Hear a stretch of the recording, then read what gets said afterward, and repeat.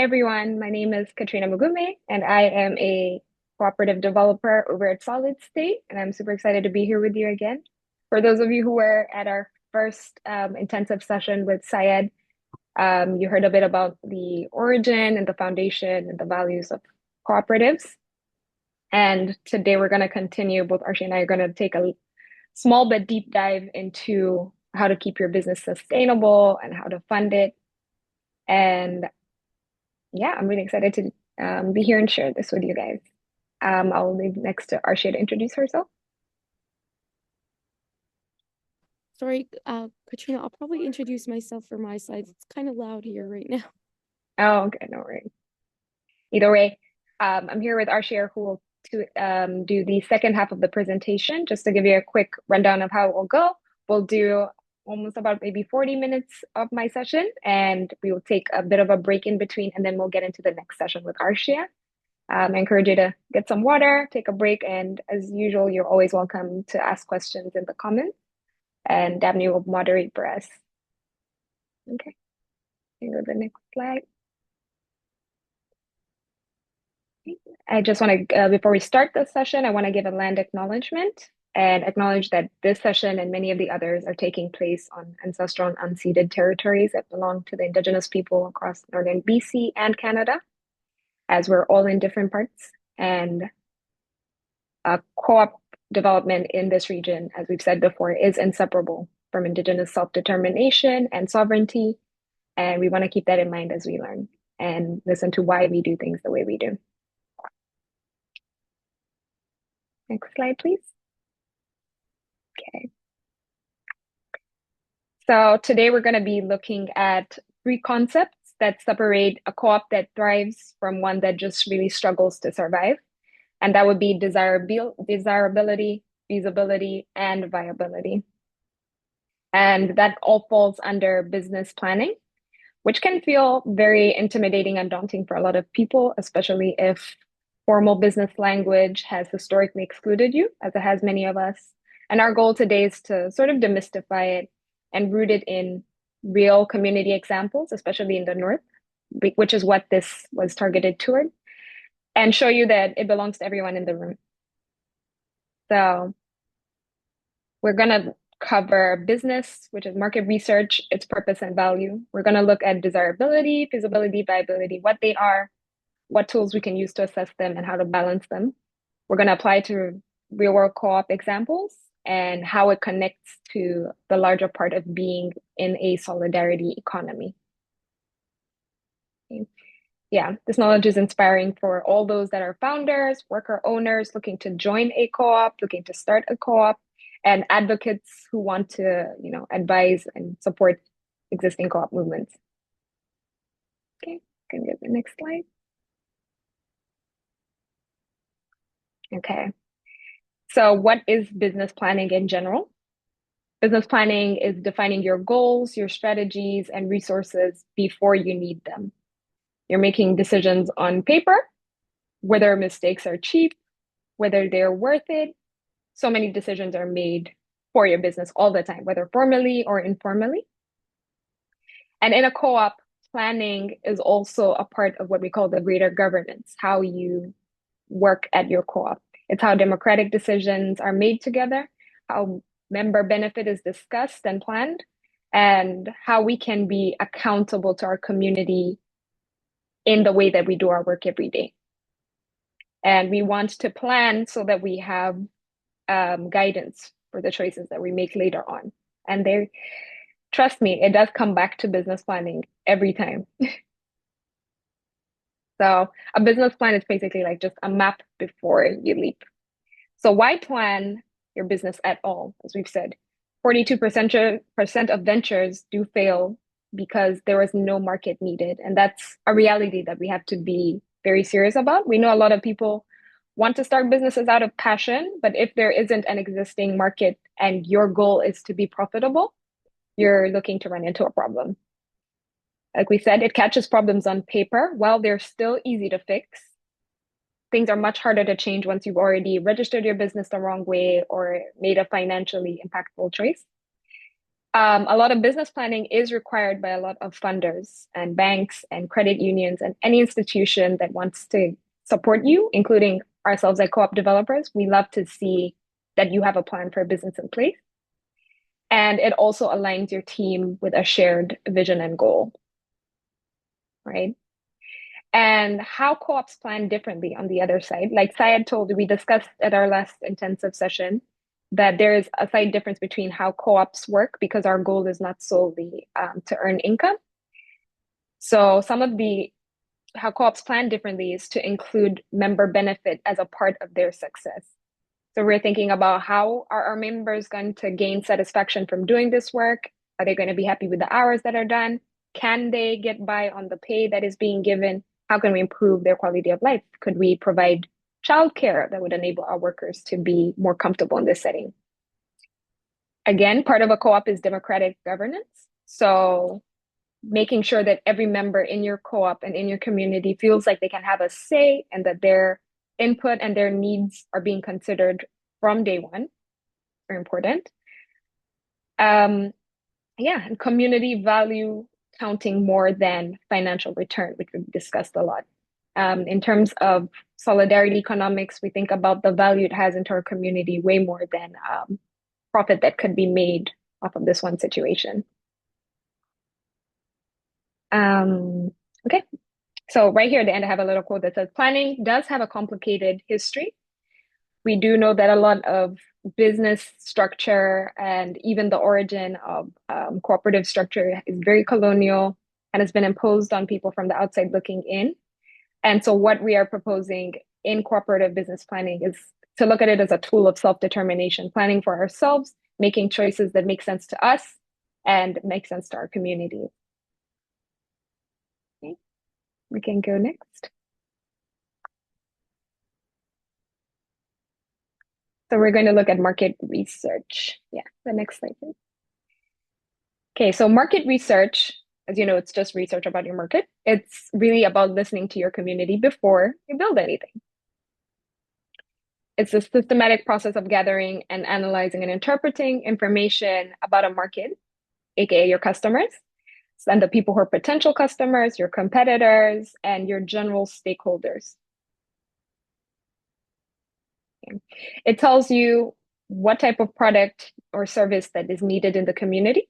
It tells you what problems they face. It tells you what competitors or substitutes exist and the gaps and opportunities that you can fill.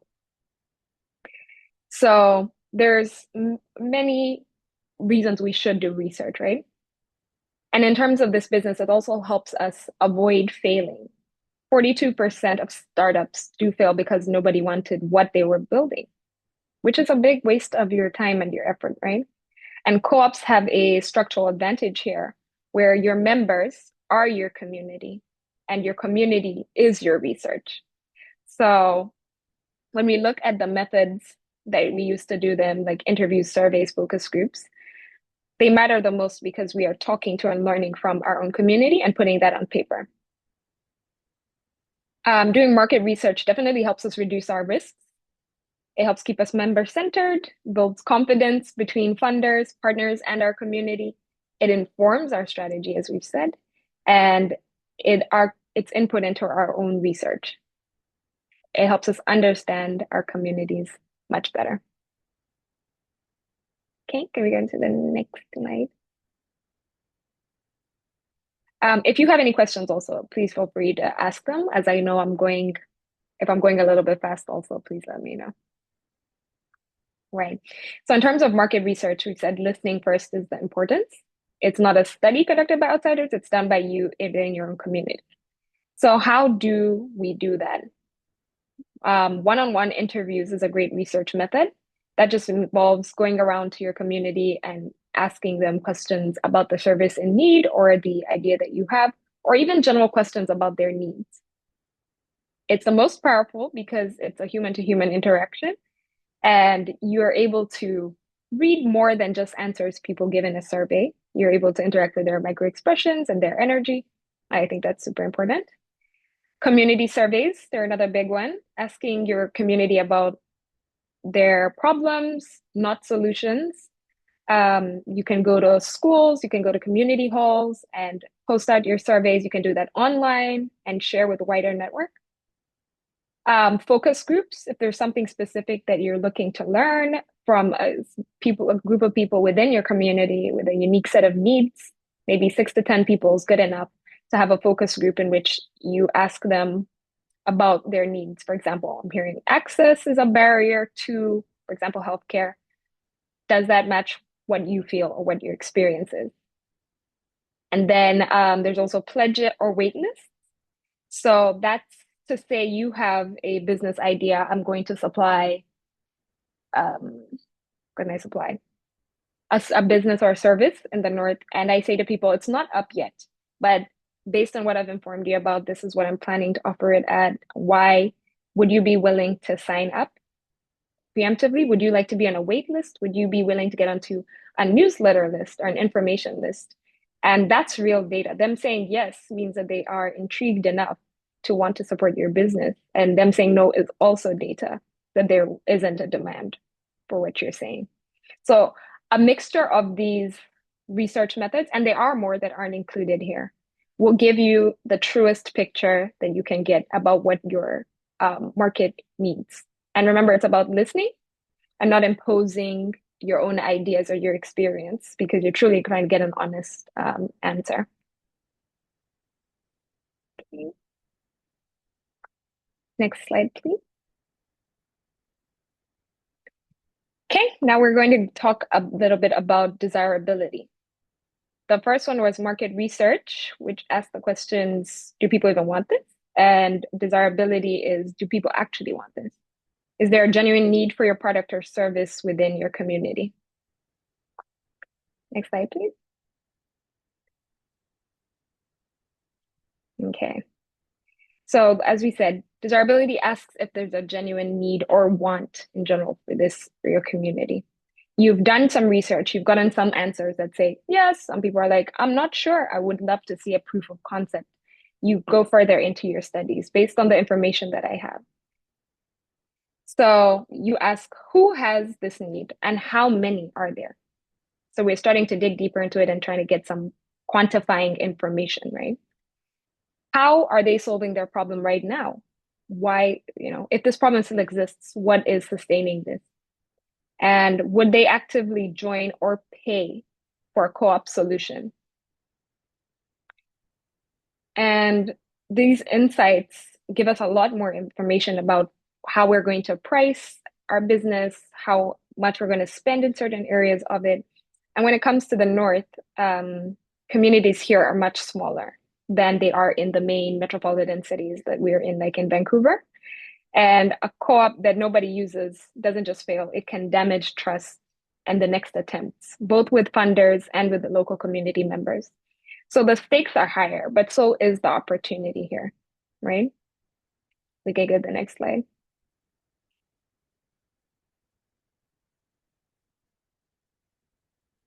Okay, so one of the common issues that we face around understanding the desirability of your product is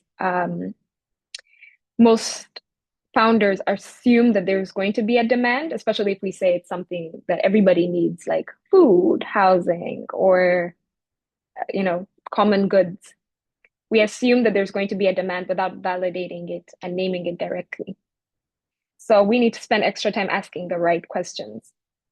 So some core questions you can ask is, who, like we said, who has this need and how many people are there? Numbers. How strongly do they feel this need is, right? Some people can get by on the solutions that exist present day, and other people are really falling through the cracks because a solution doesn't exist. Are they currently solving it in another way? And who is? Is the government solving it? Is a private company solving it and upcharging the locals to access it? Because this can give you a good argument and positioning for your own business or solution-based business or service. Would they join or pay for a co-op solution? This is a great question to ask because then a big reason people choose to use a co-op structure is that it does appeal to people. It appeals to people who care about community. It appeals to people who are not price focused sometimes, and people with needs and a stake in investment in change happening. So would they pay? for co-op product over a privatized product from an individual company? That's information to know. And what do they value most in a solution? Is it the price? Is it the quality of the service or goods? Is it the accessibility, right? You really need to try and get down to the bottom of that. And there's so many more questions we could ask about this in terms of desirability, but we'll sort of move on to the next lens, which would be the co-op lens. Now we're thinking about our business as a cooperative. We not only care to solve a problem within our community, we care about the members of our community who work here in this co-op. So we ask ourselves, does this serve our community members? That includes us. Is it aligned with our collective values? Did we involve members in identifying these needs? Does our solution center equity and access? Does it serve underserved population? If you remember intensive session 1 with Syed, we went through these questions and talked a lot about how important it is to make sure that your co-op is not only meeting the needs of your market, but the people who work in it. And are we solving their needs? We know that a lot of people who join co-ops are looking for equitable working conditions, a decent pay, workspaces that understand their needs as parents or students and people who have, very little time to spare. And once again, we go into research methods on desirability. They're very similar to business planning questions and market research questions. You can still do community needs assessment surveys. You can do one-on-one interviews, focus groups, simple observation within your community spaces. You can get existing data from organizations or government databases, and you can simply collect your own. Okay, let's go to the next slide.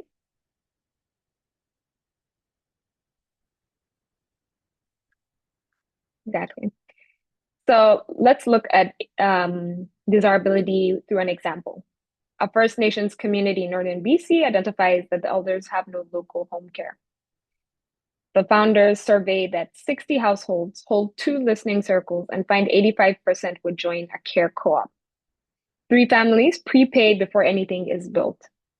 In that way, we can infer that desirability was confirmed.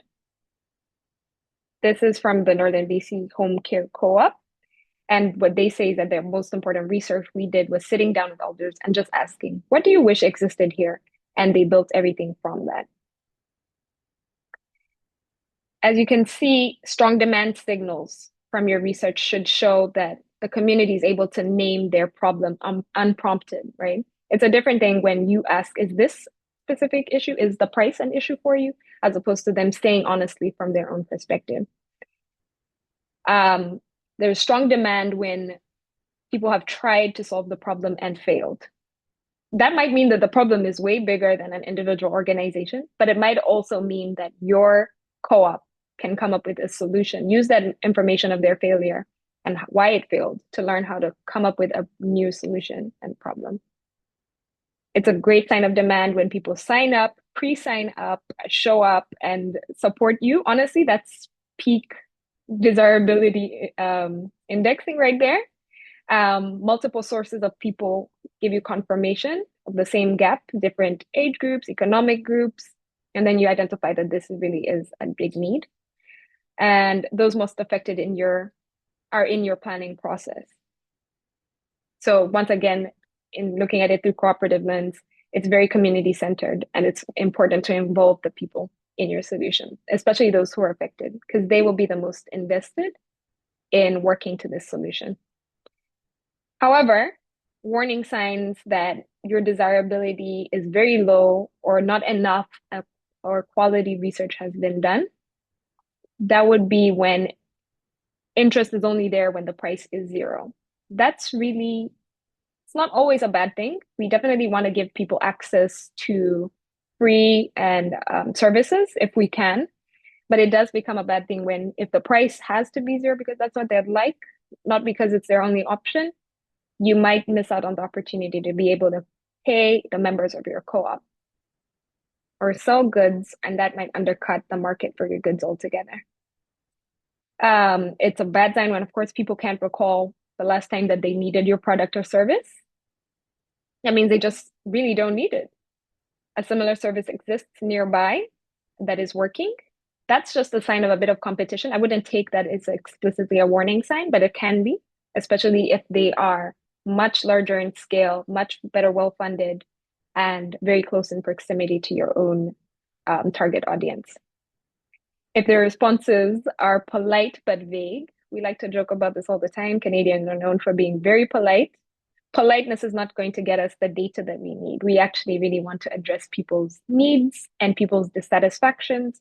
So finding a safe way to talk to them and get an honest answer is very important. And yeah, the ideas came from the founders and not listening. That's also not a good sign because once again, cooperative is about cooperation and it's about democracy and involving everybody's voice in it, especially those people who are affected by it. Okay, you can go on to the next slide, please, Daphne. Okay, feasibility. What is feasibility? Can we realistically deliver this? That's what this question asks. So go ahead, Daphne. Next slide, please. Yeah. Feasibility asks, do we have or can we get what we need to deliver this? It's a gap analysis and it looks at the gaps that exist in the framework of the business that you have. Every gap is a problem that you can solve. And the 4 pillars of feasibility are operational, financial, people, and legal, or human resources. Each one is a set of questions to answer, and it's not a test to pass or fail. But think of these 4 pillars about which one of them would be most daunting to you and which ones feel most within reach. Think of people that you've been involved in, which pillar caused the most challenges and how they were navigated. So in terms of operational skills here, do we have the skills and experience on our team to deliver this service? That really is just a question to be answered within your team, right? Can we source supplies or services locally? Yes, no, that's definitely going to affect your budget and what you think you can do and who you serve. And do we have suitable space to operate?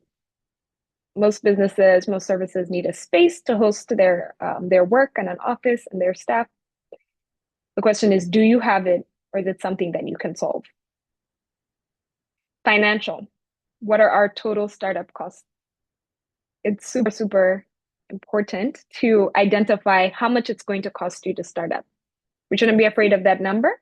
And it's going to be important information to let us know what promises can we make to our members? What promises can we make to our service providers and other people we're in relation with? Can we access grants, loans, or member capital? This is a very important question. It asks further questions. Can you access grants, loans, or member capital? Do you have a bank account? Are you formally registered with your provincial or federal government? What are they looking for? What proof of existing finances do we need to show the funders and the grantors and the bank? So it's holding you accountable to keep accurate business documentation and to make sure that you're not obviously in debt. And when do we break even? Those are simple questions, right? If we're going to put a lot of money forward, we need to make sure that we make at least the amount we've spent in terms of breaking even, right? So there's lots more questions that you can ask under each section, but this is a very good framework of how to think about the questions that you need. In terms of people, who will do the work, members or staff? It really does depend on the structure of your co-op here. In a workers' cooperative, the owners are the members, are the workers. So they will do the work. And once again, you could reference operation again. Do we have the skills and experience within the people that we have to do the work? And then you iterate from there. Say, we really need financial accounting skills. We don't have that. We can't answer the questions in pillar 2. We say to our community, well, we do need to onboard somebody that has financial skills, that has accounting skills, and also cares about the work that we're doing. We can ask, how are decisions made democratically? Are we involving everybody in the decision? Are we making the information transparent? And who holds the co-op accountable? Is it the members themselves? Is it their community? It shouldn't have to be a financial institution, a bank or a government or a legal body saying you're not doing what you promised to do. There has to be inbuilt mechanisms because without this, you're not going to be able to have or deliver on the product or service. And lastly, legal, which co-op structure fits, right? Worker co-op, a consumer co-op, a multi-stakeholder co-op, a platform co-op. There's honestly so many different kinds of co-ops, and you will learn a bit about those in coming presentation. And it's important to ask which structure works for me. Is it, for example, in a lot of my experience working with some co-ops, they will find that nonprofits get a lot more funding than workers' co-ops. And so if your business model is funding dependent, like a charity, then a nonprofit or community service cooperative structure would better suit you if you're going to be that dependent on funding. That way you will be feasible. Or if you're a multi-stakeholder company, do you want to sell stakes to shareholders? You need to make sure that your structure aligns. Do we need licenses or permits? Very important information. Most people need a license or permit to operate in Canada. So you really should know the law regarding not only the business type that you want to start, but the industry that you're working in. People dealing with food need to make sure they have food safe. People in healthcare need to make sure that they have those requirements or have people on their teams who know about them. And do you have bylaws and how do you protect members' rights? Once again, you need to think about the formation of your cooperative. What rules do we have in place to both protect us and keep us sustainable? In some cooperatives, they have it in their member rights that a percentage, let's say 20% of the profit earned from this co-op will be reinvested back into the co-op. That's a measure of making sure that our co-op will remain afloat. Even if we make a little, we've put some money back into it. So it's a gap analysis, and every gap you find is a problem you can solve, right? So it's good to ask the right question. Okay, next slide, please. Okay, we're going to look at feasibility in practice. So a Yukon Fishing Collective maps member skills. It applies for an Indigenous Business Development Grant. It consults the First Nations Capital Corporation, and it connects with a Whitehorse Credit Union. Feasibility in this case has been built one step at a time. So let's look at the order on the left, right? How do you do your feasibility assessment? A skills audit. We've discussed this. 30 minutes, just a quick list of every skill your founding group has and the gaps that they don't have, what you wish you would have had. Resource map, what you do have, what you don't have. Maybe somebody has an extra computer at home that is lying around. Maybe somebody knows somebody who's a professional accountant or lawyer and that offers pro bono services. Those are resources to you. A financial model. We look at what it's going to cost us to keep this business or this service afloat for, let's say, 3 years. We sit down and we look at the costs, the revenue, the cash flow, the break even, and make an honest prediction, just a prediction. And it's not always perfect because we know things change, currency exchange happens, and we just do our best attempts, and we'll get more details into that. And a legal check.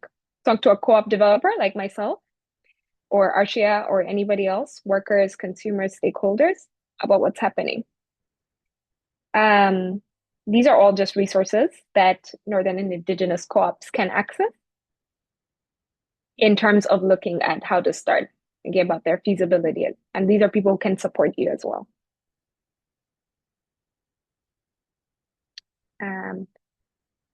Co-ops usually also have resources that conventional businesses don't, like me, a developer support to offer to you guys. Co-ops sometimes get access to specific grants and credit union partnerships that are a lot more affordable than traditional banking services. Peer networks like this, the Solid State community is a peer to the Dechinta community, and we've worked together and shared all this information. So you're not alone in doing this, and please feel free to ask for help if you are confused. Please get the next slide, Abby. Okay, viability. Viability is asking, will this sustain itself over time, financially and as a co-op? Okay, next slide, please.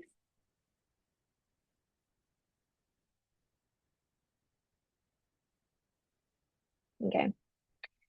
So when we're looking at viability, we're asking ourselves, will this generate enough value to keep going sustainably? In a co-op, viability is broader than profit. We've established this, and it includes financial health, member benefit, member viability, community viability, and it's really not just about financial profits. So in the three columns that we have below, we look at revenue streams, cost, and the co-op's sustainability. This third column is what makes co-ops so different, right? Surplus to goods. In revenue streams, fee for service is the most predictable. Membership dues will allow you to collect a stable base of money to support your co-op. Product sales, whether that's wholesale or retail, if you're selling something. Grants from federal government, private institutions, they're not completely reliable, but they bridge the early years. And if you're looking to start a co-op, there are some small grants out there like capacity building grants, development grants that will help you get your co-op on its feet. Yeah. And a hybrid revenue stream. You can always have multiple streams of income coming from your co-op. If we look at the costs and break even, some of the fixed costs that you're going to have is rent, insurance, and wages. Those are the three most standard for most businesses, whether you're a co-op or not. And then we look at the variable expenses. That's supplies, fuel, and transport. Those vary from time to time depending on how dependent your business is on going from place to place. But you need to factor in that variable cost as well. Break even means that your revenue is able to recover the costs that you spent. And we talked about building a 3-year model, the importance of just being able to try and predict where your business will be in a few years. It could be 1 year also to start. And maybe creating a reserve fund, making sure that you're saving money to keep your business afloat in hard times. At least 3 months of costs, which is what we also tell ourselves personally. 3 months of savings, emergency savings, can really help you stay afloat and be viable. And when we look at the co-op sustainability segment on the far right, that one is really the most important. It's what makes co-ops different. The surplus goes to members, not shareholders. They reinvest in their own community and they plan for transitions. It also allows co-ops to stay values aligned as we grow because success equals the community thriving. Okay, can we go to the next slide and look at viability in practice? Let's look at what viability looks like in practice. In our case study here, a cleaning co-op makes $15,000 monthly revenue. 11,000 of those costs cover wages, supplies, and insurance, we said. They break even at 8 clients. This means they're making back exactly what they've spent. And the surplus reserve fund built by month 6. They're saving their surplus money to build a reserve. And in this way, they've managed to confirm viability. Does that make sense to everyone? Okay. So let's look at the revenue model options in practice that we just saw previously here and that their efficacy. So fee for service, like we said, clients pay per service. It's predictable and scalable, which is good. You know how much you're charging, you know how much you're making. Membership dues, they can be annual or monthly, and it builds a reliable base. So your co-op can decide to charge membership fees. And it's just a great way to get a little bit of money from people who are already invested in the work that you're doing, could be a part of your community. And by putting money forward, people become more committed to the outcome of what they're doing. So it's not always a bad idea to charge even a small amount for membership It can really anchor people to the mission. Product sales, once again, we said that's a middle revenue model option. If you do sell products, it should be your biggest one. So that's whether wholesale, retail, or directly to the community. You need to think about what works for you. And grants, of course, we've just said, they're not long-term usually, they're case by case, but they do provide some money. And hybrid, linking up 2 or 3 of the revenue models available to you, if your business structure allows, can really help you be more viable, can help you earn money from 2 different streams, means that if one of them goes out, the business and the co-op doesn't have to fail or not pay some of its fixed costs. So the surplus versus profit difference for cooperatives. This is one of the most important distinctions, like we've said, in the co-op world. The people who create the value are the people who share in it. So in a traditional business, profit would flow directly to external shareholders from the top down. And workers only receive the wages that are given to them bi-weekly, monthly, what have you. In a workers' co-op, the surplus is distributed evenly across member workers based on their labor contribution. And it can be decided within your co-op how wages are distributed, but everybody's going to earn an equal amount. In a consumer co-op, surplus is returned to members as patronage refunds. And in multi-stakeholder co-ops, surpluses share across workers, users, and community. Depends on the stake that you have in the co-op. So I really do love the co-op profit sharing model a lot more than the one that exists in traditional business. And through looking at this, you can ask yourself, how will our co-op generate revenue? Our co-op will generate revenue through membership dues and product sales and reach break even when we hit 8 clients and share the revenue with our member workers. I will share all these slides with you guys at the end so that you can read them in detail, ask questions where need be. But let's keep going so far. And I'm hoping it's making sense. Once again, please ask questions if you need to. But next slide, Dabney, please. Okay, we're going to connect all 3. I know it's been a bit of heavy vocabulary, but we're going to balance the D, desirability, F, feasibility, and V, viability. In order for your business to really be what we call sustainable and well-planned, all 3 must align, and the tension that we learn from them is information. Let's go to the next slide. Okay. So here we can see through the Venn diagram that all 3 align and intersect somehow. And right here in the middle would be the sweet spot and where you really ideally want your business to lie. If we look at the little table on the right, when desirability is higher and the feasibility is low, a great idea, but you can't deliver it yet. You can build skills and partnerships first. Versus when feasibility is high, meaning that you are sustainable, and viability is low, meaning you can deliver, but you're not sustainable. Operationally, you're ready, but the numbers don't work. So you may find that you are not breaking even and you need to adjust your prices because maybe you're in a failure, right? Because while you can deliver, you don't have a sustainable supply. And when viability is good, but there's no desirability, we've discussed that initially. It's financially interesting, but no community demand, means returning back to your research model to begin with. So when all 3 align, it really does mean that people like your product. Thank you. It's possible for you to continue providing your service or product, and there is capacity to do it, meaning both money, human labor, and resources to do so. And there's constant overlap here, and that's where the real work will be done. When 2 align, but 1 doesn't, it's not a failure, it's just a development challenge. And you have to just identify which one of the 3 circles of the Venn diagram is lacking and is falling behind in order to balance it. Yes, please go to the next slide.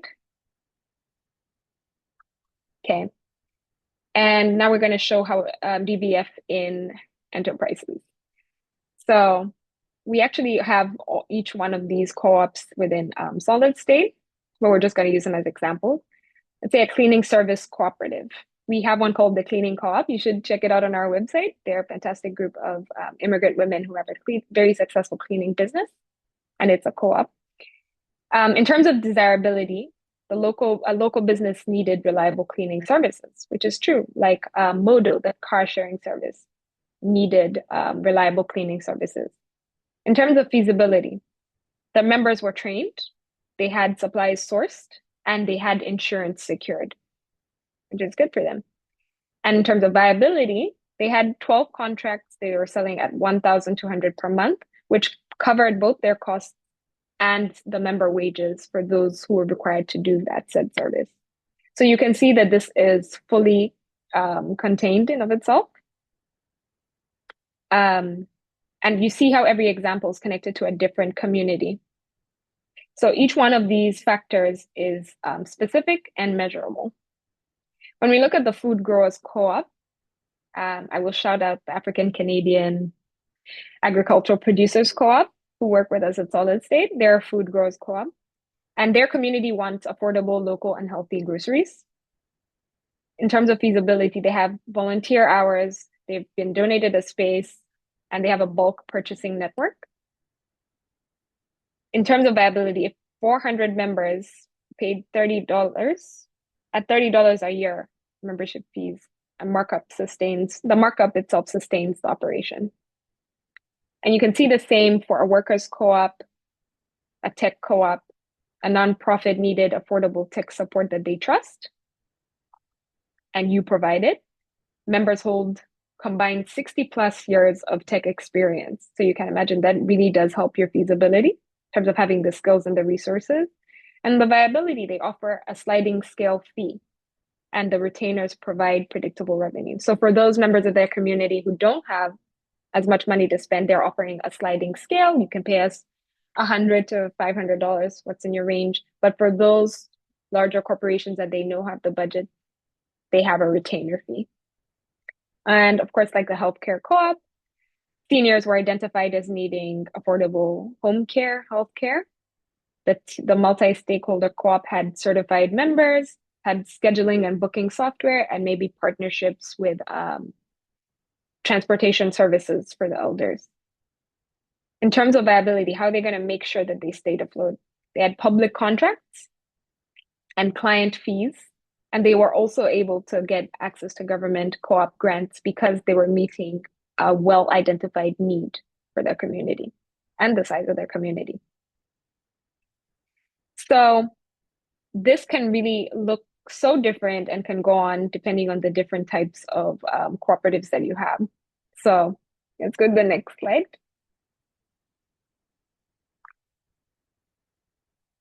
All right. So why does this matter in terms of the bigger movement? Business planning is never just about profitability. It's about building an economy that works for everyone. It's information that is very useful for founders, worker owners, community members, advocates, and this knowledge will serve you all differently, different ways. On the right here, we can see why it matters to the greater co-op movement. Co-ops that fail hurt communities, we identified. Rigorous planning ensures that you build a lasting and strong enterprise that doesn't drain you as the worker or your communities. I think all of us have joined one project or the other with the best of intentions, but lost steam due to maybe negative experiences, a lack of care and concern, not, unhealthy workspaces, and we let it die, and the community was never better for it. So keep that in mind. Desirability, which keeps co-ops accountable. If people want your product, you're doing a good job. If people absolutely don't, maybe they don't need it, or maybe you're doing a bad job. This is all data and you need to deduce what is true. Feasibility demonstrates credibility. we like to remind people that a co-op is not just a group for fun. It's a serious business. You are liable legally. It's not a charity for most parts. And making sure that your business is feasible, functional, you account for the money that you spend, you account for your teammates. This is going to look really good for you in terms of getting access to banking support, financial support, partnerships and community buildings, and reference. Viability, it grows the movement. Sustainable co-ops generally become a part of the greater cooperative movement. And co-ops like ours at Solid State have been offering each other support consistently and giving each other business, which is so beautiful to see. For example, we have a what is it called? Slate, the bookkeeping and accounting co-op, has been offering our other healthcare, educational and other co-ops accounting and bookkeeping services. That means that they're constantly getting work for themselves as a co-op, and they're constantly helping other co-ops make sure that they are abiding by the law and CRA's regulations and filing their taxes properly without stress, which is a win-win for everyone. And planning builds democratic capacity, right? Worker owners who understand how business works, how to participate in community, are confident in their governance. And people want to work for people like you. So that's it for me. If you have a personal connection to the co-ops or the solidarity economy, please share it with me. If you'd like to chat some more about DVF, I'm happy to send some guides your way. But as for right now, I can take some questions if you have any, and we'll take a 10-minute break and come back at the top of the hour. What time will that be? For Arshia's segment of the presentation. The hour's in 4 minutes or so. Oh, So maybe okay. we want to do. Yeah, let's take some questions and maybe we can start back up at 6:10. Okay. Yeah, I don't know if people have to leave like at 7 since it is like 5 to 7, so maybe like a quick like 5-minute break too. Okay. Yeah. Are you okay with that? Okay. We'll end right at here. Okay. Let me see. Any questions in the chat? Yeah. I had a quick question if there are no questions in the chat. Sure. I was wondering if you could give some examples, which you talked a little bit about some of the co-ops that you work with and Solid State works with. And so I was just wondering if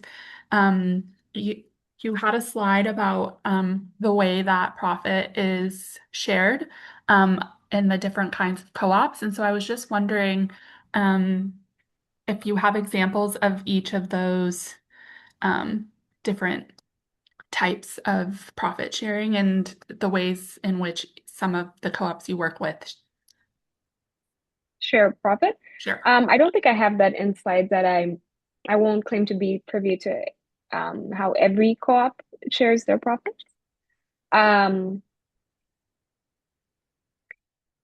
But I do know that some nonprofits do a very equal sharing. Most co-ops, if they do have a wage, are paying everybody the same wage within the same rate. And they dedicate a percentage of the profit that they're making to member wages if they can afford it. So you'll find that initially lots of smaller co-ops are not paying members for a while they build a reserve fund. I do say if you have at least 3 months of funds prior to establishing your profit sharing systems, that was always helpful to you. I do know, like I said, the example that I did give you is from the co-op that I belong to, Black School, and we're a workers cooperative. If you go back a slide, that could be helpful.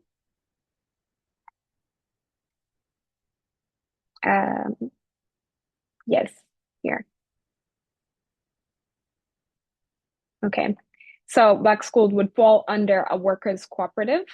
And what we do is we save 50% of all revenue that we make, and the other 50% will go towards us, the members and the staff. We do have a fixed rate for the hours that we put into it. And it's not always predictable. We are still very grant funded for the most part, but we do offer a service, which is workshops in school.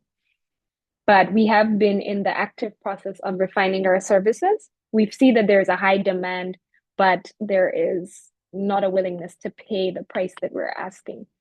So, like I said, even we are constantly going back and forth to iterate this research process and see what works for our community. Also, Dabney, I think I'll cover that a bit in my presentation too. Yeah. Yeah, hopefully your question will get answered by both of us. Yeah, definitely. Arshia is going to go into a lot more detail about finances. Awesome, thanks. I know that it can be helpful sometimes to hear about the real world examples. And so yeah, I just wanted to also hear all about the cool co-ops that you guys are working with. Yeah, we could talk forever about the cool co-ops. All right, so should we take a quick break then? Yeah. Yeah, and I think there's a question in the chat. Maybe Katrina, during the break, we can just answer it in the chat too. Yeah, it looks like your question will be answered in your. Try to get cool. Okay, hi everyone. Nice to see you all, and I'm really glad you're all here.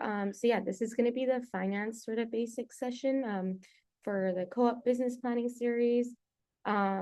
Yeah, I'm pretty sure you guys have gotten an introduction to Solid State already, but yeah, we're a co-op development organization kind of based in Surrey, and we work primarily with racialized and migrant populations and starting up their own worker co-ops. Just starting off with some introductions. My name is Arshia. I'm calling in from the ancestral and unceded Katzie, Kwantlen, and Semiahmoo lands. That's where Solid State's based. I'm a co-op developer and a social finance staff member at Solid State. And I also have my own worker cooperatives through Solid State as well. So yeah, feel free to like in the chat, maybe like drop a little introduction of yourself, like what phase you are in terms of like whether you're just thinking about starting up a worker co-op, whether you're already like working on a existing co-op in the development phase, and yeah, where you're calling in from, because it's always, I know like online is sometimes hard to get to know people, but I'd love to get to know you all. So in terms of what we're covering today, there's 4 different areas.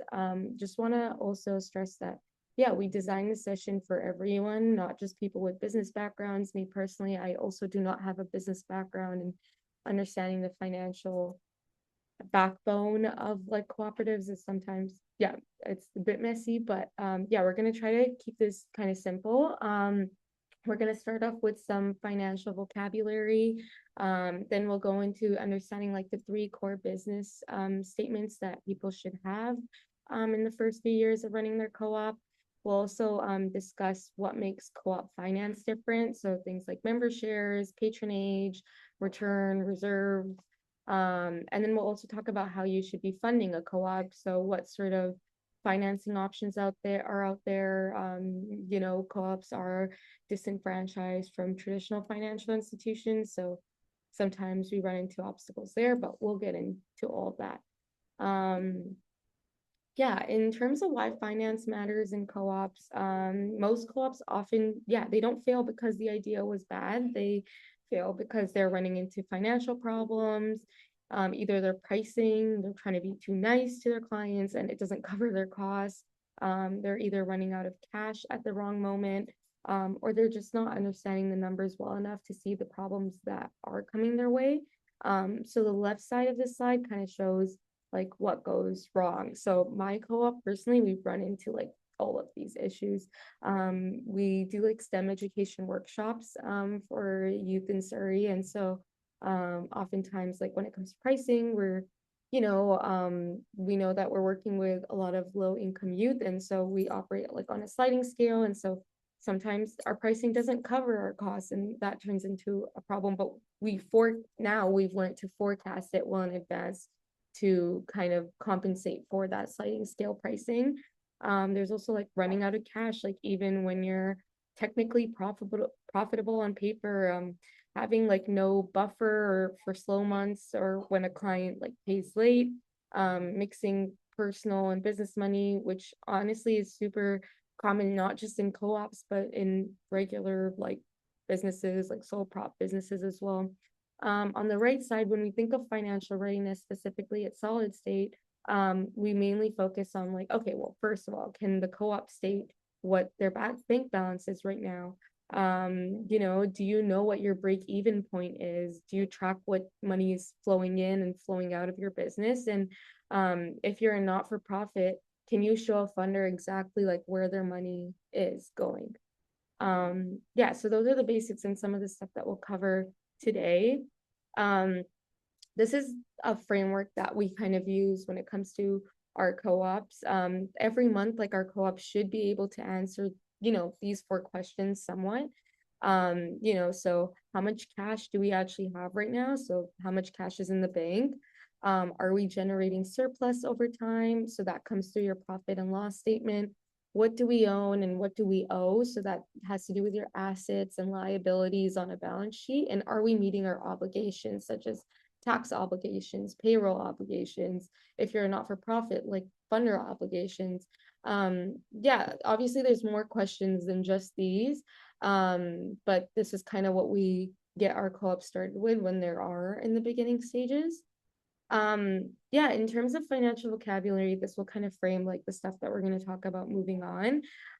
So revenue is all the money coming into your co-op. So if you are doing contracts, sales, fees, any grants that you're receiving, this is like the money value that's before you paid for anything. It's your top line. And then expenses are everything that's going out. So you have your wages, your supplies, your rent, insurance, marketing. We also like to talk about cost of goods sold separately, which is the direct cost of actually delivering your product or service.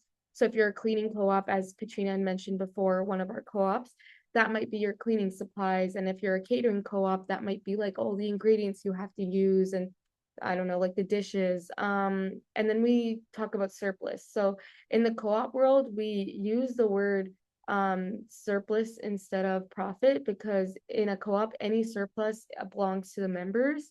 So it's revenue minus expenses over a period of time.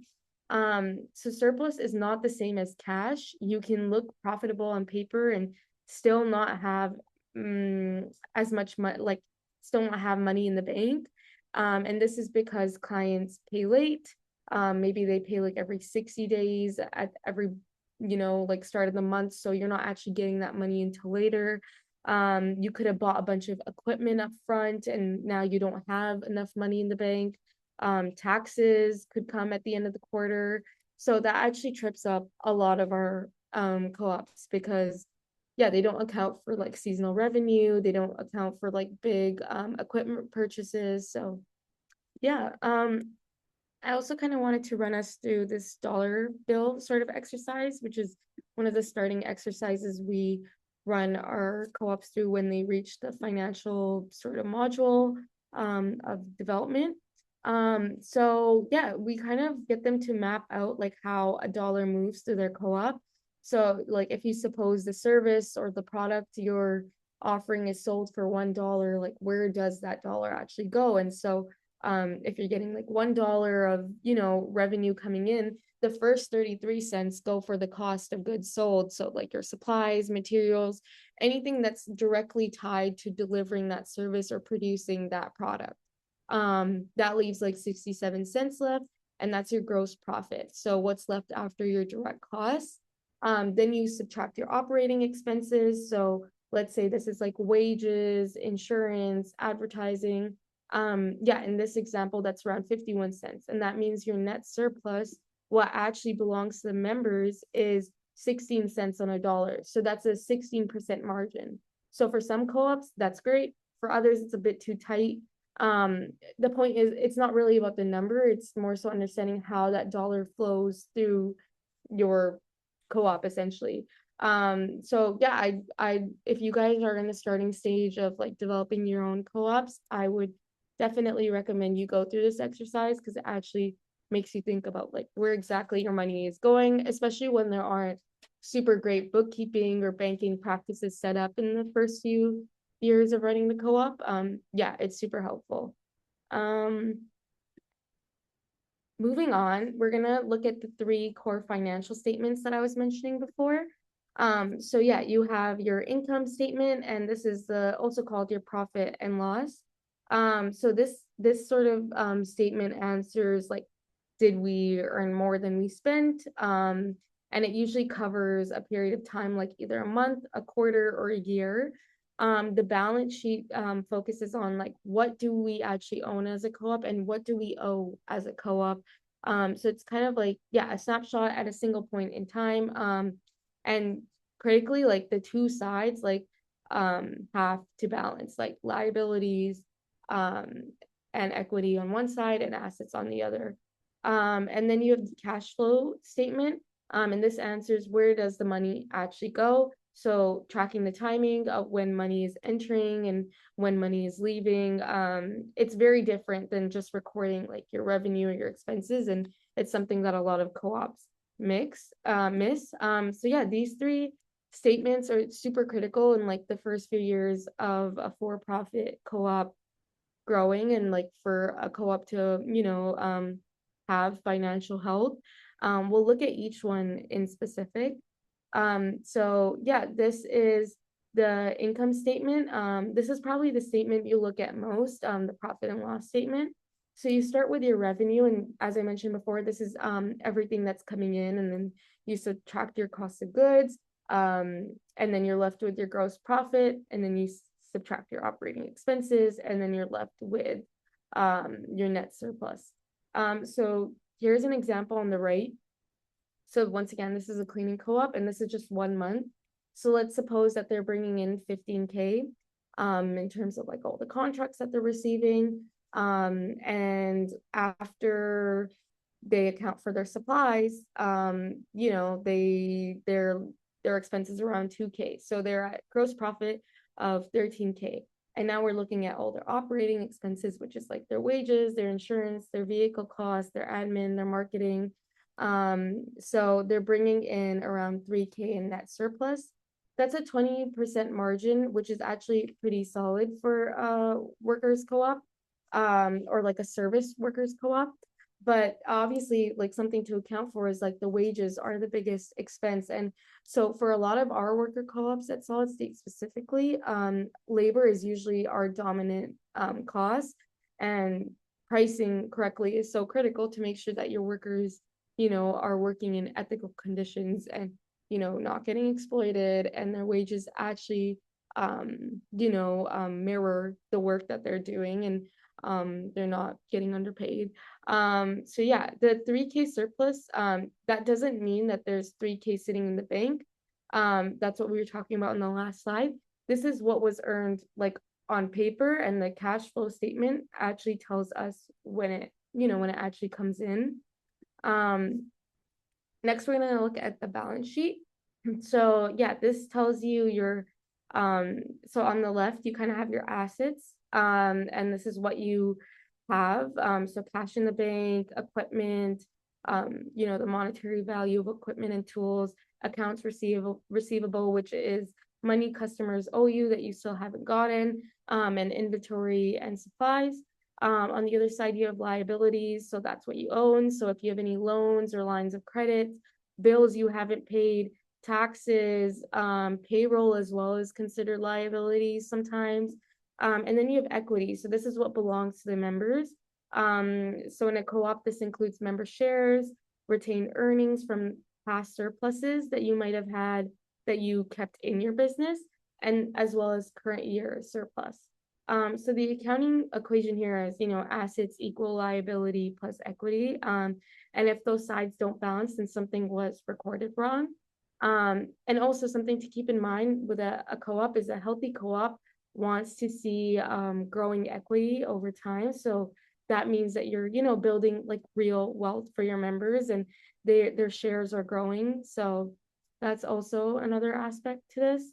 And then, yeah, cash flow is super important and something that a lot of our co-ops actually forget about, because it's not, like it's more so for their internal use, and with limited capacity, it's just forgotten about. But cash flow is about timing. So like you can be profitable on your income statement and still not be able to make, for example, like payroll on Friday. And this is because maybe your clients pay 60 days after you invoice them, as I was saying before, because you bought like 5K in supplies last month that you haven't gotten paid for yet.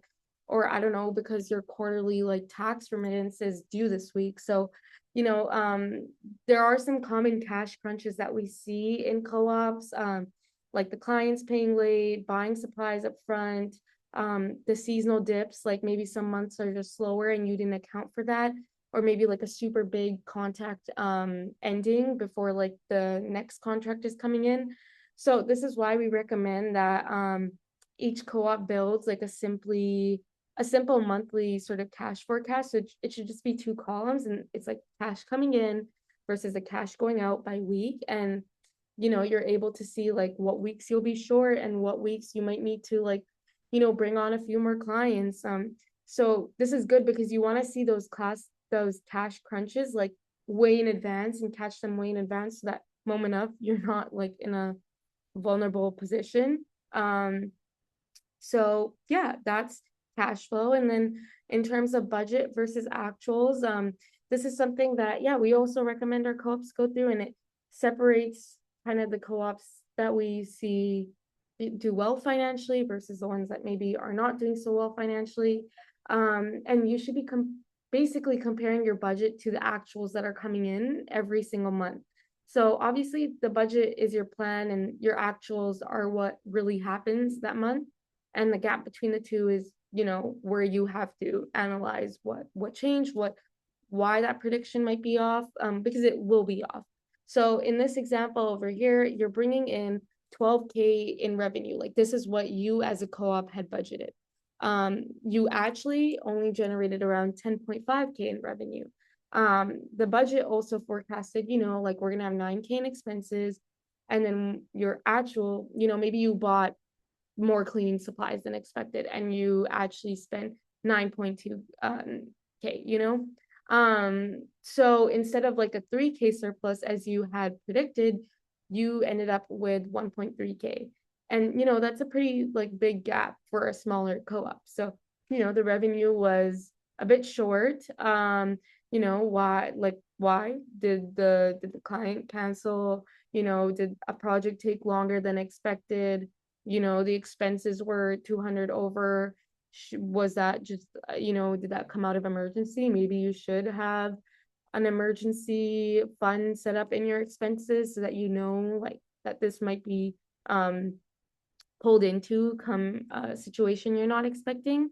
So this sort of like budget versus actual surplus helps us kind of analyze what happened that month and how can we predict our budget a bit better so that we're not in an unfortunate situation. It can help you fix pricing. It can help you, figure out what expenses are coming up that you might not have accounted for. You could use this to time new hires like a bit better. So, okay, like our surplus might be a bit low this month. Maybe we should bring in the new hire 2 months from now or something like that.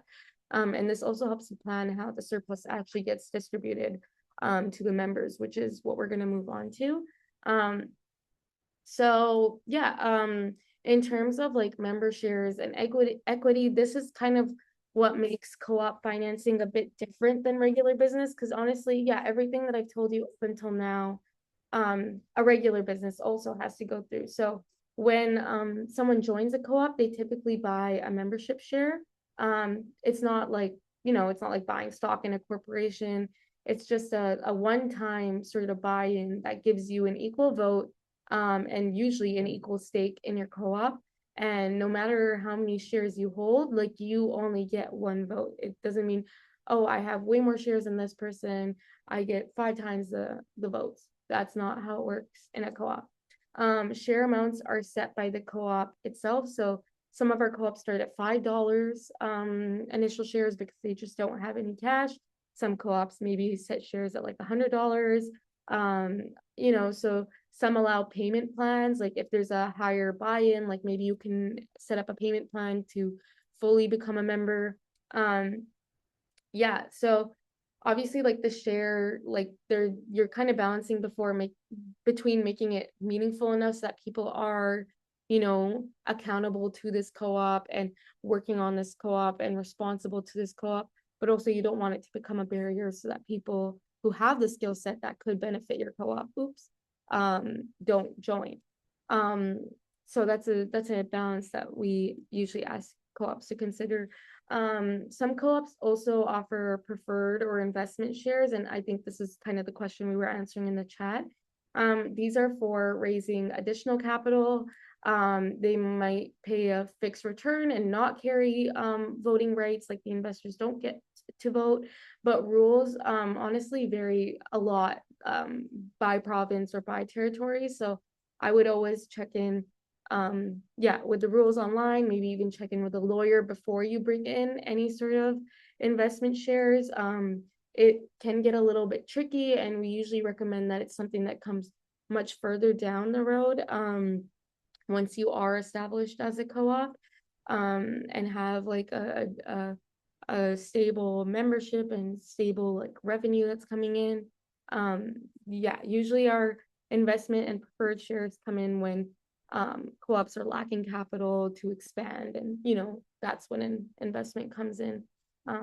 But yeah, the key point that Katrina had stressed as well is that in a co-op, economic democracy is quite built into the structure. So one member, one vote. When a co-op, so now we're going to move on to like what happens with surplus specifically. So when a co-op generates surplus, the members get to decide what to do with it together. So there's usually three main options that we're going to cover. The first option that a lot of our co-ops in the early stages do is reinvest. So they put the money back into the business. And so this is for, buying new equipment, training the workers, expanding your services, like you need some cash flow coming in to kind of build up the business. The second sort of option is to build reserves. So this is your co-op's kind of savings account. So you set money aside for like slow months, emergencies, just in case something unexpected happens, you have a reserve. And the third is patronage returns. So this is one of, I guess, the most like special features of the co-op model, but you return a share of the surplus to the members based on how much they worked or contributed. So it's not really dividends in the traditional sense, it's more so like returns based on participation. So what a lot of our co-ops do is they reinvest the money in the beginning for the first 2 or 3 years. And then come the third year, they have enough capital and they start doing patronage returns to pay off the sweat equity that a lot of the initial co-op members did in the beginning stages of running the co-op, because a lot of that was unpaid. There was no money coming in. So patronage returns are a good way to kind of give back that sweat equity to maybe the initial members of the co-op. So most healthy co-ops kind of do a combination of all three. And that exact split is something you decide together. So like some co-ops might do, okay, 33% reinvest, 33% build reserves, 33% patronage returns, but it totally depends on the co-op and the advice that they get and what their strategy in the long term is. In terms of compliance basics, the stuff that you kind of have to do that's not super fun, but you need records for all your income and expenses, so GST and HST. If you're earning over 30K a year, you have to register, but you should register even before, because it can actually be beneficial to you. You can claim back some of the GST you spend. So yeah, talk to an accountant or bookkeeper, because this isn't like I can't give you guys accounting or bookkeeping advice. I would get you guys to consider that. And if you have employees and in a worker co-op, your worker owners are usually your employees, you need to handle payroll deductions, so CPP, EI, income tax, and these all need to go to CRA on time. Missing payroll remittances can cause serious problems. My co-op has faced a couple of these problems just because we didn't know we were at that point where we had to be doing all this. So yeah, something that goes unnoticed in a lot of our co-ops. You also need to file your annual co-op reports, and you need to do annual general meetings. A good rule of thumb is to keep records for at least 7 years. Um, on the bookkeeping side, the basics are, a separate business bank account. Do not use your personal one, especially in a co-op. A way to kind of send invoices and get receipts, monthly sort of bank reconciliations, a simple chart of accounts, and a regular financial statement at least quarterly. And that's important for nonprofits and for-profit co-ops. In case you're applying for funding, you usually need a regular financial statement. And then, yeah, this is our financial maturity ladder. It's a simpler version of the one that we kind of use to evaluate our co-ops. So yeah, we have level 1. You can state your bank balance. This is a start where many of our co-ops begin. Level 2 is, you're producing financial statements on a regular schedule. And reconciling your bank every month. You know your numbers, even if you're still learning how to do, bookkeeping practices. Level 3 is your forecasting cash flow. So you're tracking budgets versus actuals. You're catching problems before they become a problem. You have financial check-ins built into your co-op calendar so that everyone is kind of aware of what's happening financially in the co-op. And level 4, you're running, scenario models. You're planning, you're forecasting like 1 to 3 years out. And every kind of decision, obviously every decision you make in your co-op, is grounded in like the governance side of things, but level 4 is where it's grounded in the financial side of things as well. You're making decisions financially and operation wise. So yeah, I would get you guys to consider if you are in a co-op where you kind of fall on this ladder. And yeah, just use it for your own tracking, so that you know what all you need to do in order to get to a level that you might desire. Like some of our co-ops don't have to get to level 4. They don't need to get there. They prefer to stay at level 3 because they're not bringing in crazy numbers that they need to hire external support to get to level 4. So yeah, you don't have to be at level 4 always. Yeah, in terms of like co-op funding, this is kind of what lenders, if you're on the for-profit side, or funders, if you're on the not-for-profit side, want to see. So yeah, whether you're applying for a grant or talking to a lender, they want to know like where your revenue is coming from. They want to make sure it's real. They want to make sure that it's diversified. Like if you're applying for a loan, like what sort of services are you offering? Like how is it diversified? What sort of clients are you bringing in? If you're applying for a grant, like what other funders are supporting you? Yeah, in terms of, they'll also want to know how you'll make payments even in slower months. So showing past history of how you've navigated through rough patches. Some of our co-ops show like how they navigated through COVID and other stages where they weren't doing financially well and still made it out. They also usually want to see a recent income statement or balance sheet. This just proves that yeah, you're tracking your finances and you know where you stand financially and it's not all just a mess.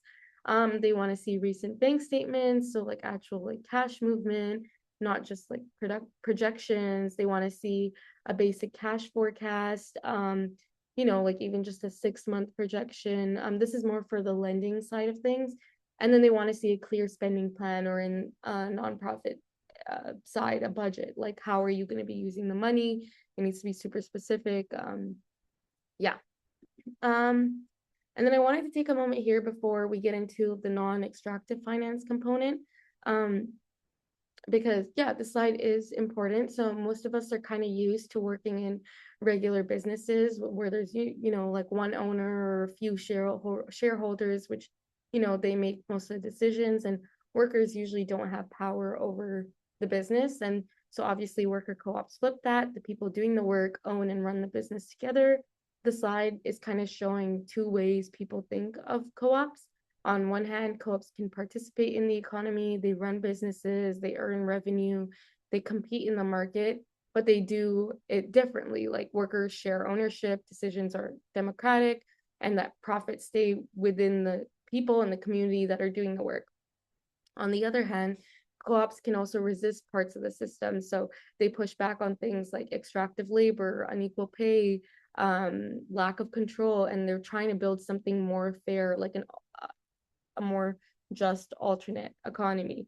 Um, so most co-ops have to kind of operate in the current system because they have to, but they're also changing how that system works in practice. So I know that this session is mainly focused on, like the business model or like the finances, and um it's not just about that. Like when we're talking about financial literacy and building that financial knowledge in your co-op, a lot of that has to do with this, because end of the day decisions have to be financially sound as well.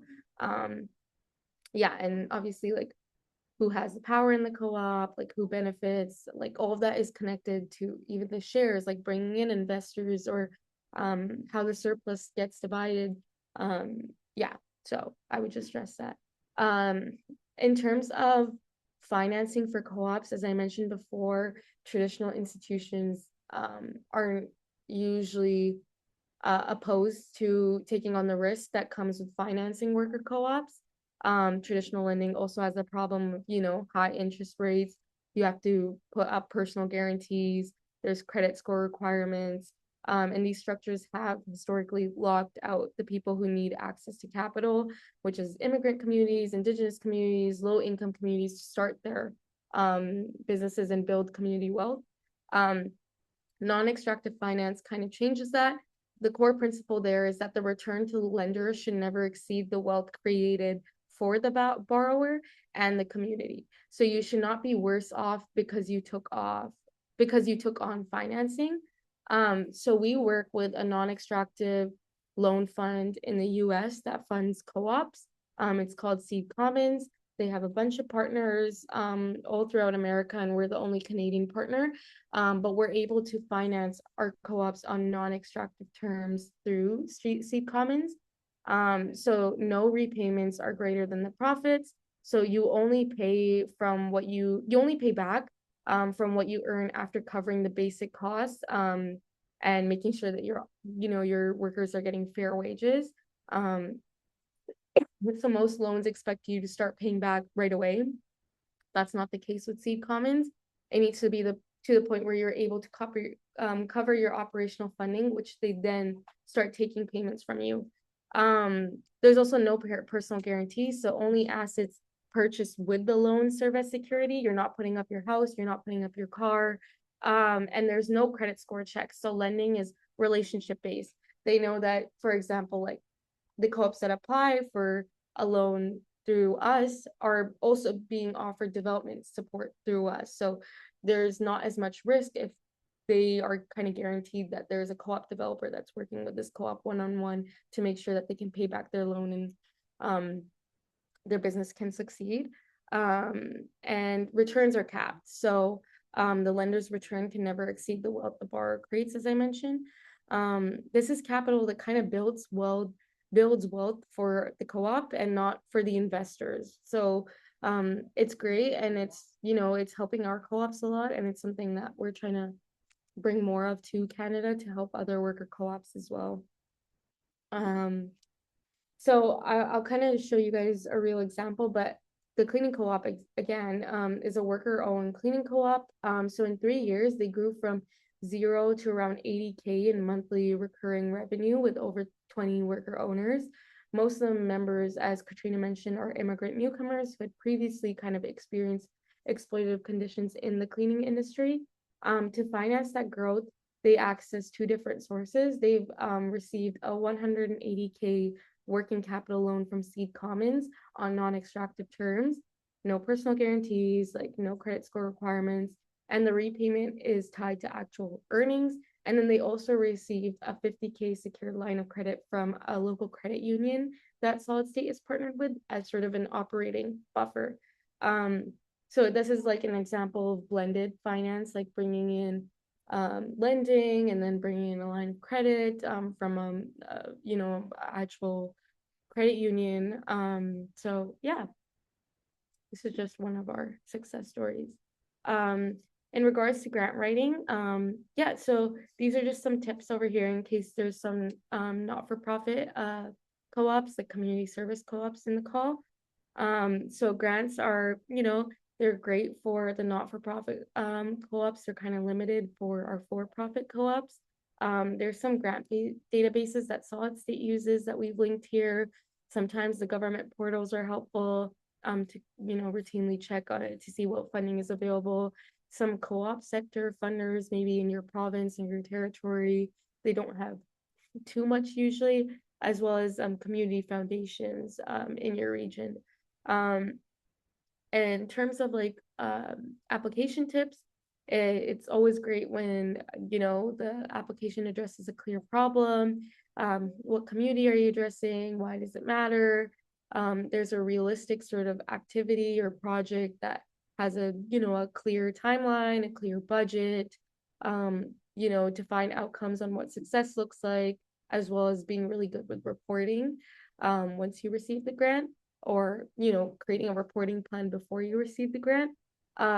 Something that we tell our co-ops is, don't apply for every grant. Sometimes they don't apply for you and you waste all that time applying. So make sure that it's within your region, make sure that it aligns with your mission, and make sure that it's not something that is requiring you to change up your strategy fully, especially if you're a for-profit and you can rely on other sources of revenue.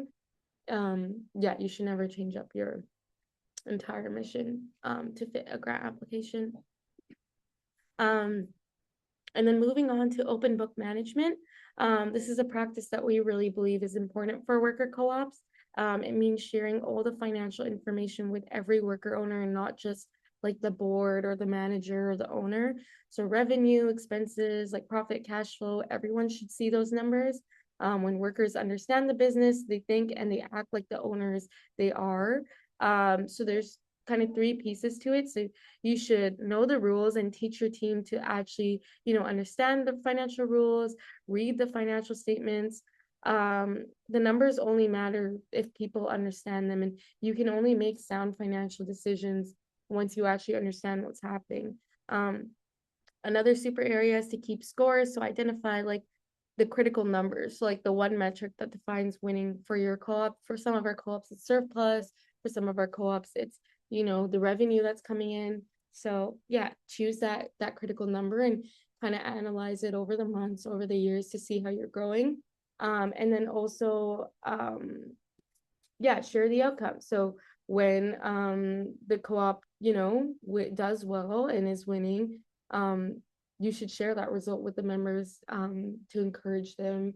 And obviously when things aren't going well, you should also be letting everyone know what financial liability they're taking on. So we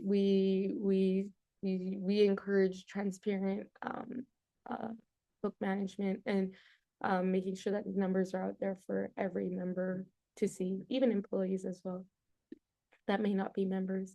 One more thing before we wrap up is, you don't have to have this figured out all on your own. There are services to help you. So if you do start up your co-op and you're kind of like, shucks, like I don't actually understand the bookkeeping part at all. Like in our network, like obviously there might be services that you find within your own regions, within your own network. But it's like the reason I'm kind of bringing this example is because it's super important to collaborate with other cooperatives. For example, like we have a bookkeeping co-op within the Solid State network that developed specifically to support cooperatives and nonprofits with the financial side. And so they work very closely with our co-ops because they understand what our co-ops actually need. So I would encourage you to kind of explore the co-op network wherever you are, and see if you can find like any sort of co-op hubs, or connect to maybe the co-op association in your province, because they might know of co-ops that offer services that you might need. And then to finish things off, I'm gonna leave these discussion questions up here that maybe like, if you want to bring these back to like the people you might be starting your co-op with, or maybe potential business partners you're considering to look at like further like later on when you're actually developing your co-op, or if you're developing a co-op right now and you want to bring this to your co-op, feel free to do so.